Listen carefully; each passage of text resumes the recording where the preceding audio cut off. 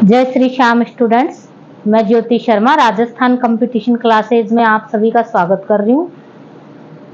और स्टूडेंट्स, हमारा जो एक क्लास तो हमारी हो चुकी है, उसमें हम जो प्रतिहार है उनके बारे में पढ़ रहे थे। मंडोर के गुर्जर प्रतिहार पढ़ चुके थे हम, और आज हम पढ़ेंगे भीनमाल, अवंती व कन्नौज के प्रतिहार। तो भीनमाल की जो शाखा है प्रतिहारों की, उसका संस्थापक किसे माना जाता है? तो नागभट्ट प्रथम को भीनमाल शाखा का संस्थापक माना जाता है। और ये जो प्रतिहार है, इनको रघुवंशी भी माना जाता है, भगवान राम के वंशज भी इनको माना जाता है। और जो प्रसिद्ध चीनी यात्री था हेनसांग, उसने भी भीनमाल की यात्रा की थी। फिर नागभट्ट प्रथम का शासनकाल कब से कब तक रहा? तो नागभट्ट प्रथम का शासनकाल 730 से 756 ईस्वी तक इसका शासनकाल रहा। और नागभट्ट प्रथम को ही जो जालोर की गुर्जर प्रतिहार है, इस शाखा का संस्थापक माना जाता है। किसको माना जाता है? नागभट्ट प्रथम को भीनमाल की जो गुर्जर प्रतिहारों की शाखा है उसका संस्थापक माना जाता है। इसको नागावलोक तथा इसके दरबार को नागावलोक दरबार भी कहते हैं। इसने भीनमाल को चावड़ों से जीतकर भीनमाल को अपनी राजधानी बनाया, और इसके पश्चात आबू, जालोर आदि को भी इसने जीता।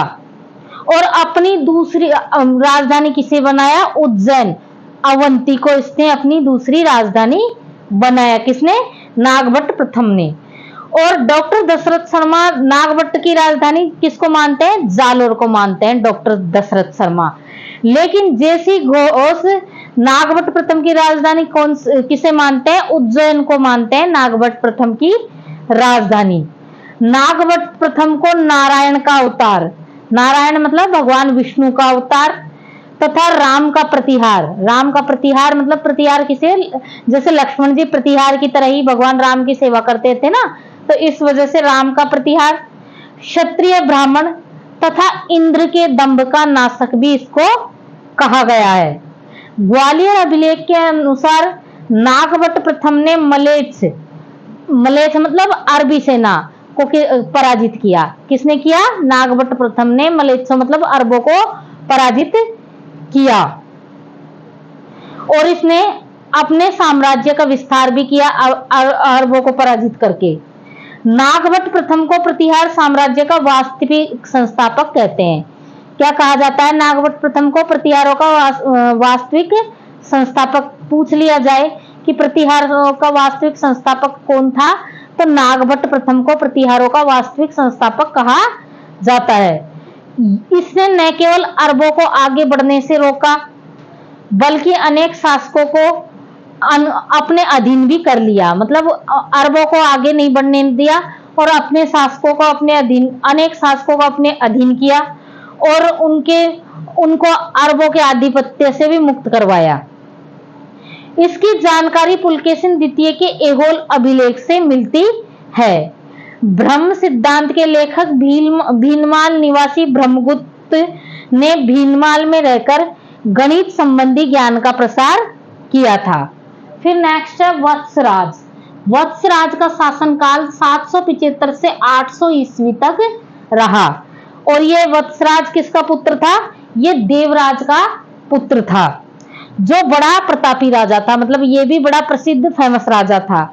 इसे बुजकला अभिलेख में रणस्थीन, मतलब बुजकला अभिलेख में इसको रणस्थीन की उपाधि दी गई है। और वत्सराज को प्रतिहार राज्य की नींव डालने वाला शासक कहा जाता है। मतलब प्रतिहारों की नींव डालने वाला शासक भी इसको कहा जाता है। किसको? वत्सराज को। वत्सराज के समय कन्नौज उत्तरी भारत का प्रमुख केंद्र बनता जा रहा था। अतः मतलब कन्नौज उत्तरी भारत का मुख्य केंद्र बनता जा रहा था वत्सराज के समय। धीरे धीरे कन्नौज पर पाल वंश, दक्षिण के राष्ट्रकूट वंश व गुज्जर प्रतिहार वंश के शासकों की नजर थी। मतलब ये तीनों ही वंश कन्नौज पर अधिकार करना चाहते थे। कन्नौज को लेकर उक्त तीनों राजवंशों में संघर्ष हुआ, इन तीनों में संघर्ष हुआ, जिसे त्रिकोणीय संघर्ष या त्रिदलीय संघर्ष कहते हैं, जिसमें राजपूताना के गुर्जर प्रतिहार वंश के शासकों ने भी भाग लिया। इसका प्रारंभ, जो ये त्रिपक्षीय संघर्ष है, इसका प्रारंभ कब से हुआ? तो इस त्रिपक्षीय संघर्ष का प्रारंभ वत्सराज के समय से हुआ था। तो इसमें पूछ लिया जाता है कि कौन कौन से वंश सम्मिलित थे या किसके शासनकाल से शुरू हुआ था। तो वत्सराज के शासनकाल से शुरू हुआ था और इसमें राष्ट्रकूट, गुर्जर प्रतिहार और पाल वंश तीनों के मध्य मतलब इसमें संघर्ष था। वत्सराज प्रतिहार जालोर का शासक बना। उस समय अरबी आक्रमणकारी जालोर पर आक्रमण कर जालोर को लूट कर ले जाते थे। इस कारण वत्सराज प्रतिहार स्वयं के लिए सुरक्षित स्थान की तलाश में था, क्योंकि वहां पर बार बार यह आक्रमण करके लूट रहे थे। 647 ईस्वी के लगभग कन्नौज के शासक हर्षवर्धन की मृत्यु हो गई। हर्षवर्धन की मृत्यु कब हुई? 647 ईस्वी के लगभग। मृत्यु के बाद कन्नौज का शासन लड़खड़ा गया। हर्षवर्धन की मृत्यु के बाद कन्नौज का शासन क्या हुआ? लड़खड़ाया गया। वत्सराज ने इसका फायदा उठाते हुए कन्नौज पर आक्रमण कर वहां के शासक इंद्रायुध को पराजित करके यहाँ पर अपना अधिकार कर लिया, मतलब कन्नौज पर अधिकार कर लिया। यह बात पाल वंश के शासक धर्मपाल को पसंद नहीं आई और उसने वत्सराज को पराजित करने के लिए वत्सराज पर क्या कर दिया? आक्रमण कर दिया। इस मुंगेर मुदागिर के युद्ध में वत्सराज प्रतिहार विजयी हुआ, मतलब फिर इन दोनों के बीच युद्ध हुआ, मुंगेर का युद्ध हुआ, जिसमें वत्सराज क्या रहा? विजयी रहा। वत्सराज की बढ़ती हुई शक्ति को देखकर दक्षिण के राष्ट्रकूट वंश के शासक ध्रुव प्रथम ने जालोर पर आक्रमण कर दिया, जिसमें वत्सराज की पराजय हुई। प्रतिहार एवं पाल शासकों पर अपनी विजय की खुशी में ध्रुव ने गंगा व यमुना के चिन्हों को राष्ट्रकूट जो कुल है उसके चिन्हों में क्या किया? सम्मिलित किया गंगा यमुना के चिन्हों को। वत्सराज के समय 778 ईस्वी में उदोतन सूरी द्वारा कुवलयमाला ग्रंथ तथा जिनसेन सूरी द्वारा 781 ईस्वी में हरिवंश पुराण की रचना की गई थी। वत्सराज शैव मत का अनुयायी था, मतलब शिव को मानता था ये। वत्सराज ने ओसिया जोधपुर में एक सरोवर तथा महावीर स्वामी का एक मंदिर बनाया, जो कि पश्चिम भारत का प्राचीनतम जैन मंदिर था, यह माना जाता है। फिर नेक्स्ट है नागभट्ट द्वितीय। नागभट्ट द्वितीय का शासनकाल कब से कब तक रहा? तो नागभट्ट द्वितीय का शासनकाल 800 से 833 ईस्वी तक रहा। कब से कब तक? 800 से 833 ईस्वी तक रहा। नागभट्ट द्वितीय वत्सराज व उसकी रानी सुंदर देवी का पुत्र था। किसका पुत्र था नागभट्ट द्वितीय? वत्सराज और उसकी रानी सुंदर देवी का पुत्र था। नागभट्ट द्वितीय ने 806 से 808 ईस्वी के मध्य राष्ट्रकूट वंश के शासक गोविंद से युद्ध किया, जिसमें नागभट्ट द्वितीय की हार हुई। 806 से 808 ईस्वी के मध्य राष्ट्रकूट वंश के शासक गोविंद से युद्ध किया, जिसमें नागभट्ट द्वितीय क्या हुआ? हार गया। नागभट्ट द्वितीय ने अपना साहस नहीं खोया और जब राष्ट्रकूट वंश के शासक गोविंद तृतीय वृद्ध हो गया तब वह अपने घरेलू समस्याओं में फंस गया, मतलब वो बुजुर्ग हो गया जब तक उसने इंतजार किया और वह उसकी घरेलू समस्याओं में फंस गया और नागभट्ट द्वितीय ने इसका फायदा उठाया और फायदा उठाकर कन्नौज के शासक चक्रायुध को परास्त कर कन्नौज राज्य को जीतकर अपनी राजधानी बनाया। इस प्रकार नागभट्ट द्वितीय के शासनकाल से प्रतिहारों की कन्नौज शाखा का आरंभ हुआ, मतलब प्रतिहारों की कन्नौज शाखा का आरंभ किसके शासनकाल से हुआ? तो नागभट्ट द्वितीय के शासनकाल से आरंभ हुआ। कन्नौज का शासक चक्रायुध पाल वंश के धर्मपाल का आश्रित राजा था, अतः धर्मपाल ने नागभट्ट द्वितीय पर आक्रमण कर दिया। इन दोनों के मध्य मुंगेर नामक स्थान पर युद्ध हुआ, जिसमें नागभट्ट द्वितीय की क्या हुई? विजय हुई।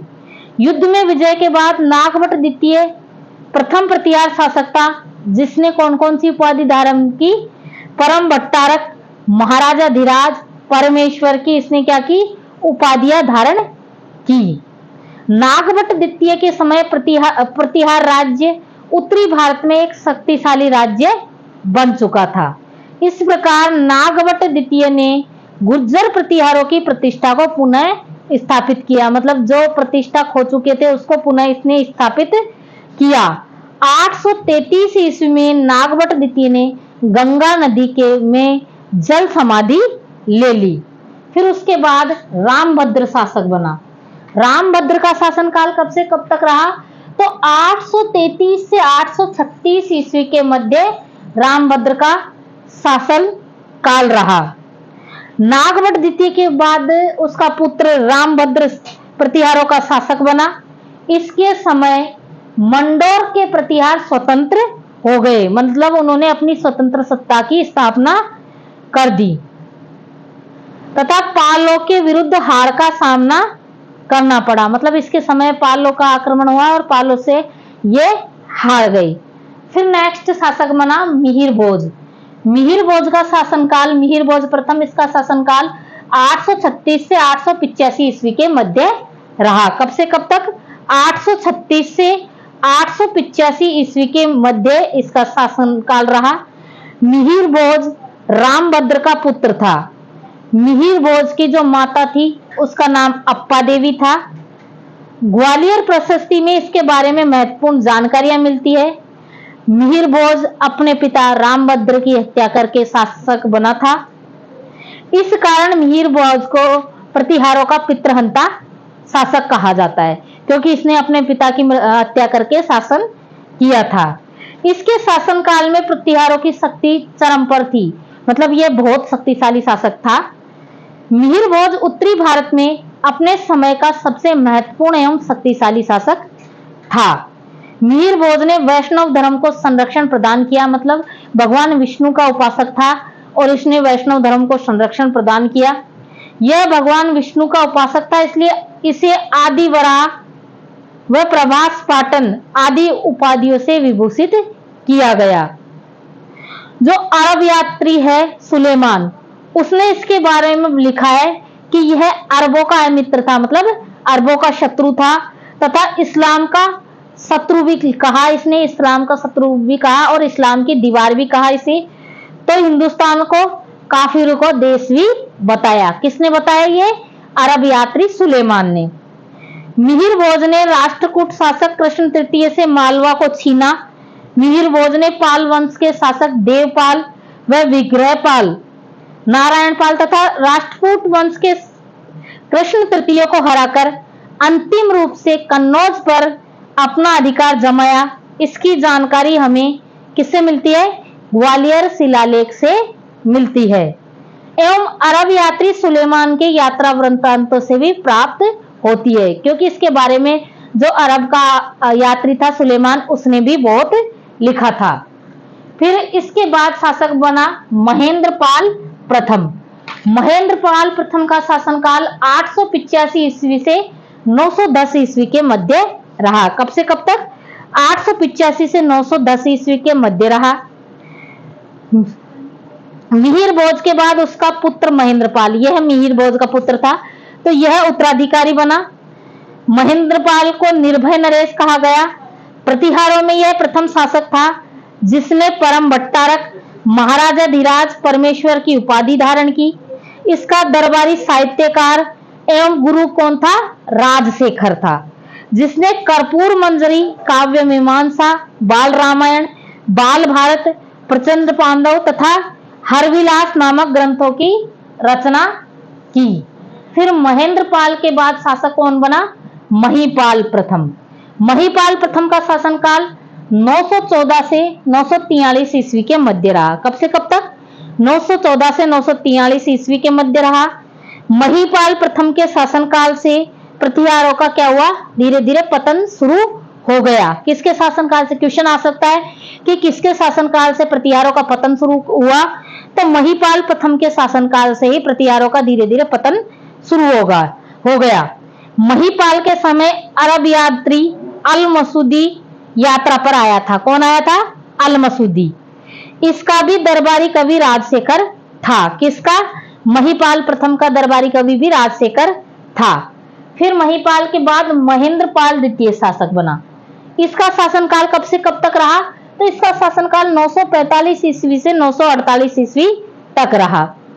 महिपाल प्रथम के बाद उसका वह प्रज्ञाधना का पुत्र, मतलब उसकी रानी का नाम था प्रज्ञाधना का पुत्र महेंद्रपाल द्वितीय गद्दी पर बैठा। इसके पश्चात महेंद्रपाल के पश्चात कौन बैठा? देवपाल गद्दी पर बैठा। 948 से 49 ईस्वी इसका कार्यकाल रहा। प्रतिहार शासक राज्यपाल, ये शासक कब बना? 990 से 1018 ईस्वी तक। 990 से 1018 ईस्वी तक। इसके समय महमूद गजनवी ने कन्नौज पर 1018 ईस्वी में आक्रमण किया। महमूद गजनवी ने आक्रमण कर दिया, जिससे डरकर राज्यपाल कन्नौज छोड़कर भाग गया। मतलब सामना ही नहीं किया महमूद गजनवी का, और उससे पहले ही वह भाग गया, जिससे कि इसकी जो कायरता थी, इसको से भारतीय राजाओं को बड़ा दुख हुआ और उन्होंने संघ बनाकर इसे मार डाला। फिर इसके बाद त्रिलोचनपाल प्रतिहारों का शासक बना। त्रिलोचनपाल के बाद यह त्रिलोचनपाल 1019 ईस्वी में महमूद गजनवी से पराजित हो गया था। फिर प्रतिहार वंश का जो अंतिम शासक था वो कौन था? यशपाल। 1036 ईस्वी तक 1036 ईस्वी में शासक बना था। 11वीं शताब्दी में कन्नौज पर गहड़वाल वंश ने अपना अधिकार स्थापित कर लिया। इस प्रकार प्रतिहार साम्राज्य 1093 ईस्वी में इसका प्रतिहार साम्राज्य का क्या हो गया? पतन हो गया। इसी के साथ हमारी क्लास पूरी हुई। क्लास को ज्यादा से ज्यादा लाइक करें, शेयर करें, सब्सक्राइब करें। धन्यवाद।